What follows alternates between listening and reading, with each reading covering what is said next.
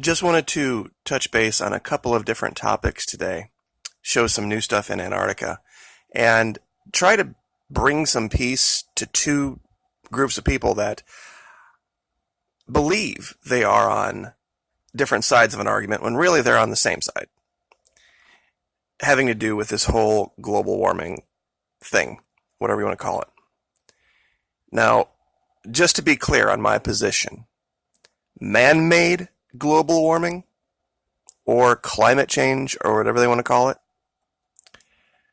are we partially responsible? Probably, but without data going back as far as they want to go, that's a pretty big leap. Now, is there a change occurring? Yes. Should we dwell on the reasons why it's occurring? No. Should we begin to make a plan to formulate, to move forward, to improvise, adapt, and overcome? Yes, we should.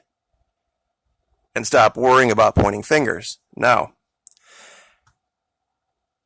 one other thing before we get to Antarctica and the things that I found I need to tell you guys, just so you don't get freaked out when you see my videos. The way YouTube is working, there will be no title other than the date. And the thumbnail is just going to be more than likely a picture of Google Earth Pro. Regardless of what our topic is, that is going to be the case going forward. I had a long conversation with a representative from YouTube and basically came to that conclusion that they are completely out of control of their own machine learning AI. And they pretty much admitted it. They have lost control of it. And to attempt to retract it now would devastate their platform. So, anyway, the thing that I wanted to do to bring two groups of people, I should say, together, this thing about Antarctica sea ice melting, or ice melting. Both things are true. Is it gaining ice? Yes, in certain places. Is it losing ice? Yes, in other places. The problem is where it's losing ice is going to have an effect down the road on where it's gaining ice. And let me see if I can explain that. The ice they're talking about are these glaciers, these large, enormous rivers of ice that are mostly over land, but a giant portion of them is hanging over into the water. The currents and the way things are developing down there, the ice that is over the water is melting at an extremely fast rate. There is water getting in underneath and melting it far quicker than anybody had ever imagined because they were just using the surface image of the ice to determine how much was there, not the thickness of it. Now, the part where it's gaining, the problem is that the part that's in the water is attached to the part that's on the land. And when that part that's in the water starts to melt and get less mass, since, of course, the entire continent of Antarctica is above sea level, those slabs of ice start to move quicker toward the sea because there's no giant mass of ice there stopping it. So those parts that are getting thicker and thicker and heavier are just going to, because of gravity, move faster toward the sea as the sea ice melts and melt at a far greater rate than it's gaining it eventually. And that ice that's over land took thousands of years to develop, and it'll be gone in decades. That's the problem. So yes, it is true, absolutely true, that there are places that the ice is getting enormously thick and heavy. But the parts that are holding that back from the sea are collapsing at an alarming rate. And it's going to cause major shift. Whatever the reason, man-made, not man-made, the sun, volcanoes, it doesn't matter. Should we begin to formulate a plan to adapt? Yes. Now, that all having been said, I have been researching the situation in Antarctica for almost a year now. which is hard for me to wrap my own mind around that it's been a year. And it dawned on me that there might be some things from early in my investigation that maybe some people who are newer to my channel haven't seen. At the time when I first started talking about Antarctica, believe it or not, I only had 20,000 subs. I've got 102,000 now. So it's very likely that there are some places that I covered that people just haven't seen the videos. This is one of those places. This is one of the very, very first. It's, let me zoom out here to show you where this is in reference to everything else. Normally we use this part, this Antarctic Peninsula by Argentina here. I have it shifted over to, I'll shift it over so it's right here so everybody can be on the same sheet of music. Okay, so we call this 12 o'clock. So this area that I was looking at is down in the, I guess you'd call it 9 o'clock region. And this was an area where I first started and found some very, very odd things. This was one of those, this is a great place to show that there's these places where the ice is both overland and oversea.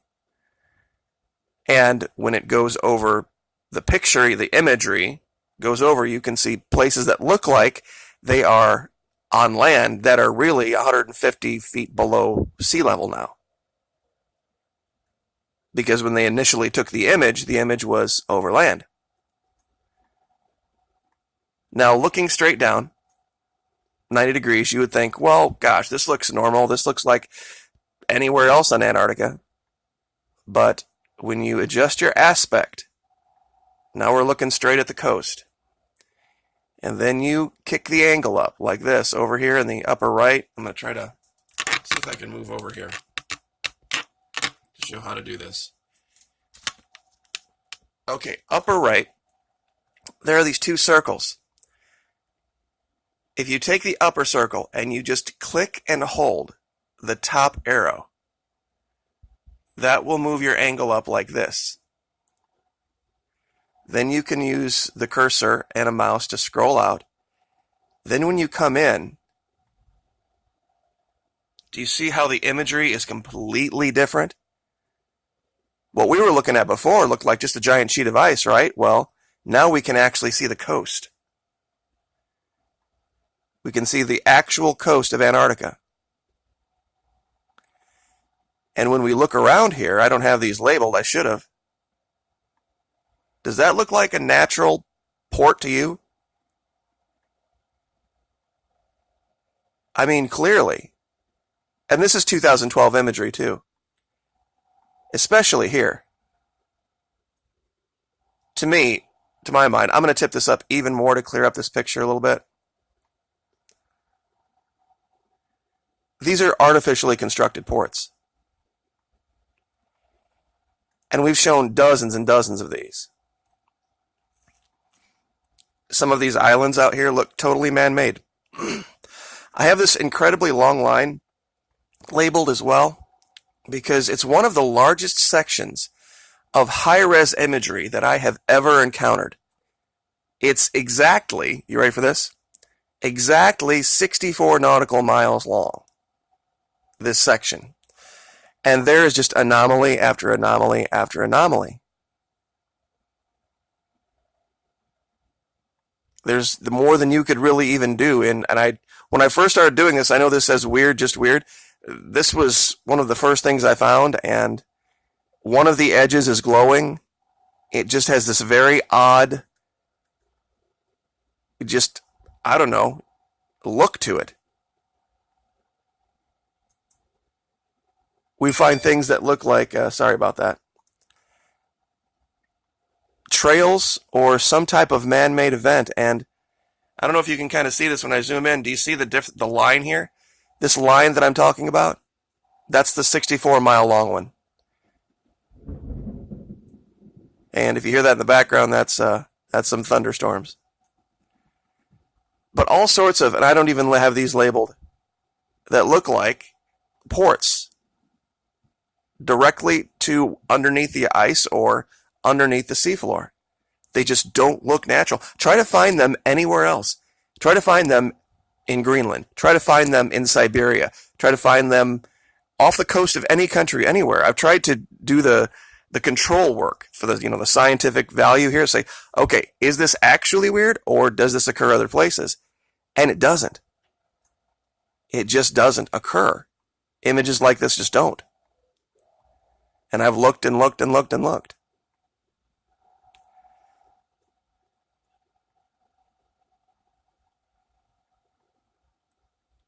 This was one of the very first. That's why it's location 1. I had to go back because I found so many of these cone-shaped triangular anomalies all over the place that I had to start keeping them straight. This was, like I said, almost a year ago.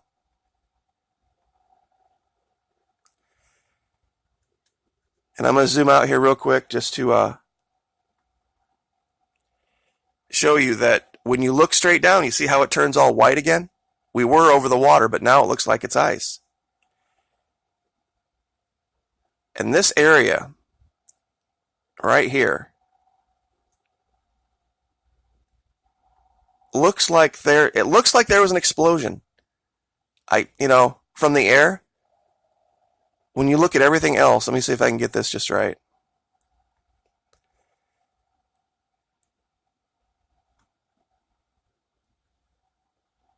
It shows that things down there are changing very, very rapidly. Because as we can see, it's over water, but when the imagery was taken, it looks like it's, of course, on the surface of the ice. All sorts of cracks and trails and different pieces of imagery that just look like fracture pattern. There's a better, here it is. Sorry. This is what I wanted to show you guys. This is what looks like some kind of an explosion. I remember when I first started doing this, somebody said that looks almost biological. And it really kind of does. Almost insect-like in the way that it has, wings and a tail and I guess we're at 12 and a half minutes. I'll go ahead and cut this a little bit short, but you would have to ask yourself this question, and this is totally theoretical. There are people that say, there's definitely evidence of visitation by extraterrestrials. Maybe there's not. Maybe it's secret programs. Maybe it's a combination of the two. Maybe it's people taking too much meth. Who knows? But let's say that you were coming to a planet like ours. You were out there. And you wanted to visit and or study, or you had to come here for another reason. It would kind of make sense that if you were technologically advanced to the point that you were traveling through space, that you would probably be able to survive in a place like this. Because one of your considerations would be, we want to go there, but we don't want to directly mingle with the native populations. So why don't we go there and we'll find a nice hidden continent somewhere. And we will set up shop. We will do our studies. We will do whatever we were going to do there. And we'll always have this place to go back to that's clearly uninhabited by the local populace. And it will give us kind of a safe place to go. And they could have been here for thousands of years doing this. So while a lot of the things that you see in the night sky aren't hand of modern man, they're hand of people that are living here, may not originally having been from here, but they're from here. They're not continually traveling from planet to planet to planet to planet to planet. They're just hiding under the ice in Antarctica and in the deep oceans. And of course, like I said, if they came here, across the stars, then they would more than likely have the ability to deal and adapt with the pressures of the deep ocean and dealing with, the temperatures. It wouldn't be something that would be foreign to them. I mean, just think about how the native North Americans saw the Spanish and saw them as gods. Just because they had swords and white beards and, and armor. So anyway, just a thought. 15 minutes. I'll leave it there. Like, share, subscribe. Thank you so much, and I'll see you next time.